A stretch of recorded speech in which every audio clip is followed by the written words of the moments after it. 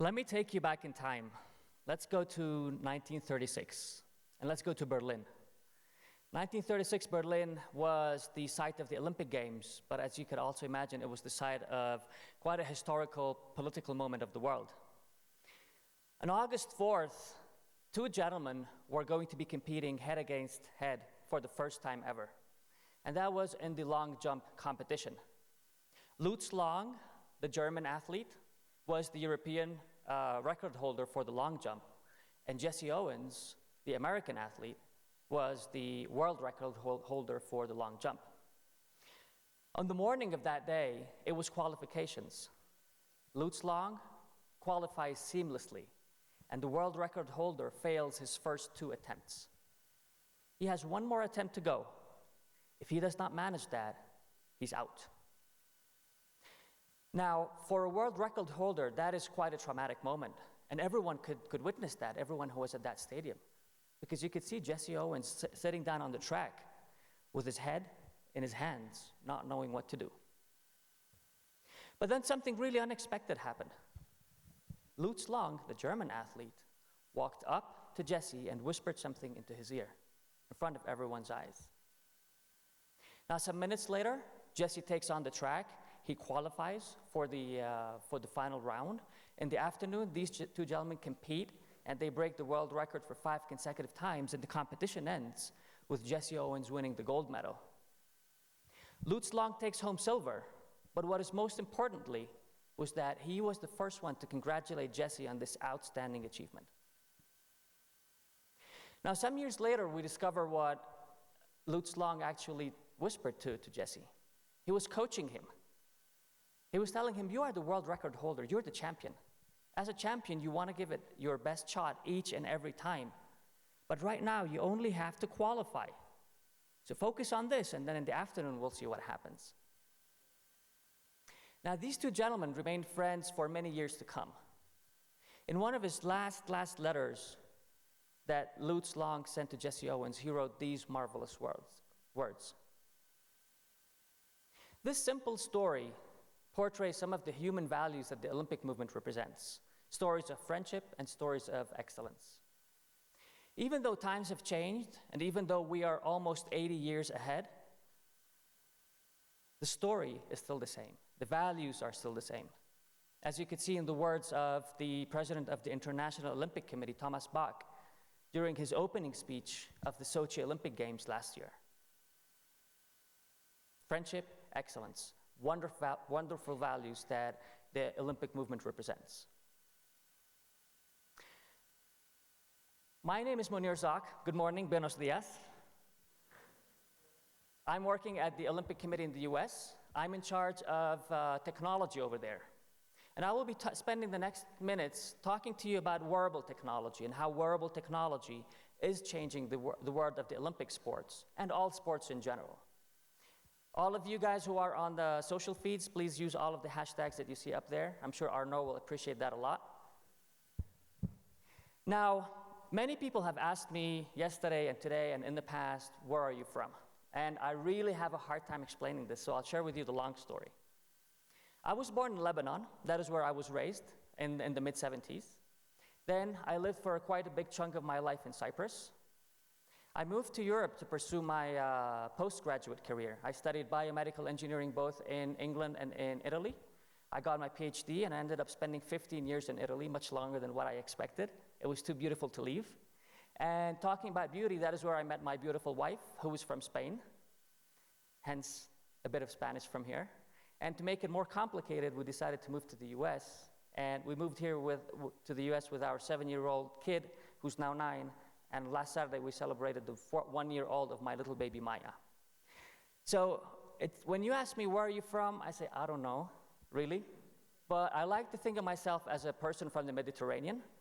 There's something about the Mediterranean that just describes very, very well all of those countries over there. I myself enjoy sports. I'm not an athlete, as you could tell. I didn't grow as tall as I wanted to be.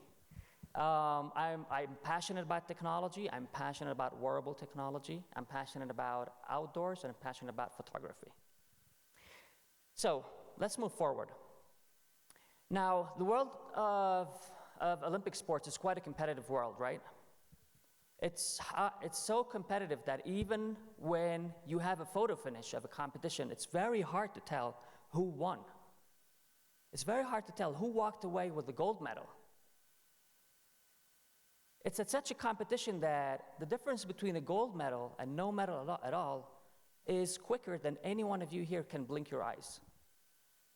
These are the margins that we have to work with. These are the margins that make the difference between who gets most glory at the Olympic Games. Within the Olympic world, we always talk about the 1%. The 1% difference, the 1% margin that will get us the results that we're looking for.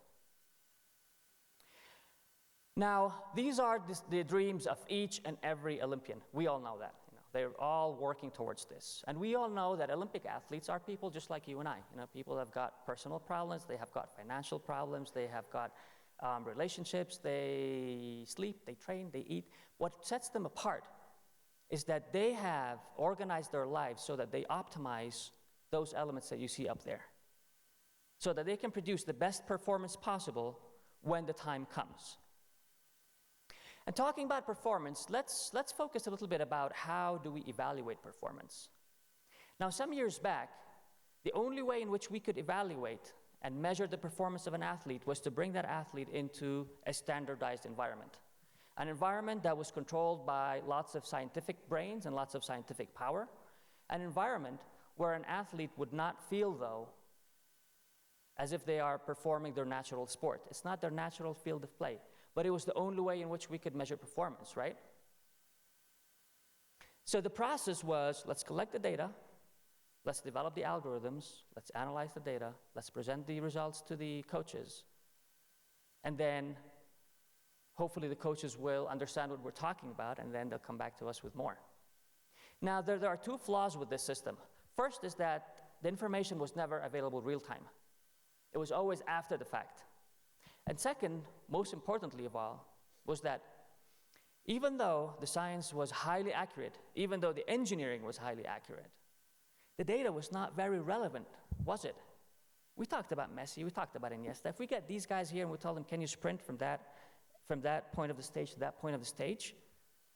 They will sprint, but would it be the same sprint that they would do out on the football field or on the soccer field? Probably not. Now, as time moves forward, thanks to the evolution of technology, the work that is done on measuring performance moves slowly from a standardized environment or a lab or whatever we want to call it onto the field. But most importantly, it frees the athlete from having to simulate an action within a standardized environment like this one. And it puts them in a position where they can perform their natural sport and their natural field of play. Now, somewhere around the 2002 mark, some things happened that brought us to where we are today. And I'll share these with you. The first thing that happened was that there were some small sensors that were becoming available on the market. Companies out of Northern Europe were putting these out for this research market and for the scientific market. They were not wireless really, but they were small, they were lightweight, so you could practically put them on the body and be able to bring your measurements outside onto the field rather than limit them to internally. They were quite cumbersome, as you can see from these photographs. I took these photographs in Rome in 2002, 2003, was when I was doing my PhD. This was one of the projects I was working on. And as you could see, the experimental setup was still lengthy, right? Those blue boxes, those are the boxes that the athletes had to wear on their bodies. We just scotch tape them and whatnot, but still, we were outside. You could see the green grass, we were outside in the sunshine. We were not limited to the windowless labs. Then another thing happened.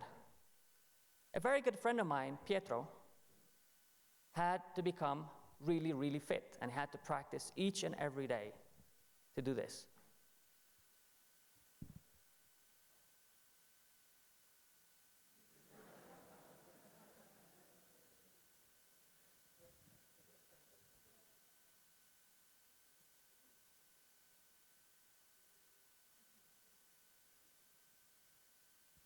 I tried, I promise. I tried running, but I just did not go tall enough. So this was one of the pioneering moments in what we call today wearable technology. Thanks to these advances, thanks to the fact that we don't have to worry about batteries anymore, we don't have to worry about wireless transmission anymore, we don't have to worry about data storage anymore. We take those things for granted, right? I mean, we all have smartphones in our pockets, come on. Thanks to this, today we talk about wearable technology. We talk about a new technology, we talk about a new world, we talk about new possibilities that 10 years ago seemed science fiction, and even 5 years ago did not seem to be as close as they are today. Now, is this not working? Okay. Now, today, we are able to package into one small earphone technologies that are just amazing. Now we talk about activity technologies, physiological technologies, GPS technology, battery, storage, earphones. I mean, it's marvelous. It's wonderful, and we don't have to worry about the fact that we cannot get a data point anymore. We can get everything, and we will get everything.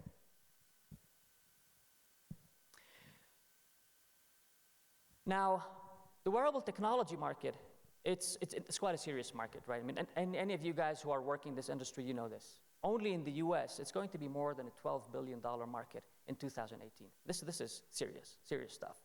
It's not here to fade out, it's here to stay. So how does this translate into sports, right? How does this affect sports? How does this affect the small niche that is Olympic sports? Now, any one of you who does some kind of browsing will be aware of the fact that there are many products out there. Almost on a weekly basis, we have a new wearable technology product coming out. And I get the question, being the person that I am and working in the position that I am working, how do you choose? Do you go with brand A, or do you go with brand B, or do you go with brand C? Now, I have to explain to you a couple of things about the US Olympic Committee. One, it's a non-government organization. It does not receive any funding from the government. It's only sponsor-driven. Two, we don't have any internal resources to do internal research and development on technology. So what we find ourselves doing all of the time is, on one hand, helping our coaches ask the right questions, and on the other hand, partnering with key individuals and with key organizations on the market to get the job done. We don't necessarily work with wearable technology companies that you would find in the consumer market. Those tend to be very suitable for analyzing or for helping our athletes understand their lifestyle, but we tend to be inspired by other markets. Those could span anything from space and farming to medical and military, and figure out how can we learn lessons that have already been learned in other industries rather than reinventing the wheel each and every time. Now, of course, we cannot have a conference without having Einstein twice in 2 hours. I cannot stress enough how important this message is, and this is what I tell all of my team. Let's not begin working on anything until we figure out what the real problem is. Much like what Antonio was saying, let's go out, talk to our customers. Let's figure out what they want. Let's figure out what their lifestyle is. How much time do they have with their athletes, if we're talking about the coaches, right? Do they know how to use a smartphone? Do they have a smartphone? Do they have kids? And so on and so on and so on. Now, our job as technologists is really to put the coaches in the driving seat, right? You and I, when we're driving, we know when we need to put gas, we know when we need to slow down. But we're not car experts. We don't have to be car experts, because we have got a very simple user interface, a very simple dashboard that we can look at, and we can make very wise decisions. Coaches need to be in this exact same position. They need to know when to slow down with their athletes, and they need to know when they can push them. It's the same concept. So I'll share with you a bit of examples of what we are doing with Team USA. I will not reveal much. You can appreciate that. But I'll tell you how, in some cases, we are finding that 1% edge. And I'll share with you some examples, some snapshots from different sports. Our diving team is using wearable technology, and our coaches are making informed decisions that they were not able to make as they were preparing for the London Olympic Games. Decisions that are are based on data that is being calculated with artificial intelligence algorithms in the background, but presented to them in a very, very, very easy manner, much like the colors that you see on the top left of the screen. You take our gymnastics team, imagine the possibilities there. Imagine the possibilities of having very, very small, lightweight sensors on the gymnast's body that can analyze all of the routine and present the coaches with the information that answers some of their questions in a very easy fashion. You talk about boxing. Boxing agility, power, precision, and stamina are of great importance. So how about if we can determine those almost in real time, so that when we have that 1-minute break, we could help our athletes understand the effect that the previous round had on their bodies so that they can optimize their plan for the upcoming rounds. Talk about team pursuit and track cycling. Understanding the contribution of each and every cyclist to the whole pack, given that these three have to cross the finish line, and only when the third one crosses the finish line the time stops, is of crucial importance, because whenever someone, especially the leader, is not giving out the 100% that they're expected to, they need to be aware of that and they need to change. Otherwise, they're just losing time. I won't even go into Paralympics. This is fascinating to me because Paralympics, unlike the Olympics, there's always an equipment involved, there's always a machine involved, there's always technology involved. And without that equipment and without that technology, the sport cannot happen, it cannot take place. The possibilities there are infinite, and it's amazing. Now, we talk about wearable technology today, but as we move forward, there are some very interesting things happening on the market. So on one hand, we are beginning to see robotic arms that could be controlled by muscle activities of the same limbs, of the normally functioning limb. Imagine the possibilities there for our Paralympians, especially when they need to perform symmetric tasks. We're beginning to see electronic tattoos on the market, tattoos that have got sensors and data transmission capabilities within them that are able to measure, for example, heart rate. They're able to measure hydration levels. They're able to measure glucose levels, able to measure lactate levels. We are beginning to see contact lenses with electronics embedded within them so that you can analyze the fluids that run in the eye stream, and those are very, very good indicators to begin extracting some biomarkers from them. A very recent article that I was reading in Time talked about never offline, right, or always online. This is the direction that we're heading there. And you know what? If this seems too far-fetched today, I'd say let's think 5 years back. And who would have thought that we would be today where we are today with wearable technology? Now, the exciting thing is that once you begin layering on top of it what is called today the Internet of Things, or the connected world, or the connected environments, then you begin envisioning athletes and coaches being able to work in a much more intelligent way. And today's athlete is definitely more intelligent than yesterday's athlete. For the mere fact that today's athlete is able to make more informed decisions because she understands more how her body behaves and how her body functions, whether that is in response to training, or whether that is in response to travel, or whether that is in response to a lifestyle that she's leading. Much like Lutz Long changed Jesse Owens' life, I believe that sport is a great vehicle. I believe that sport can truly change the world. Thank you very much.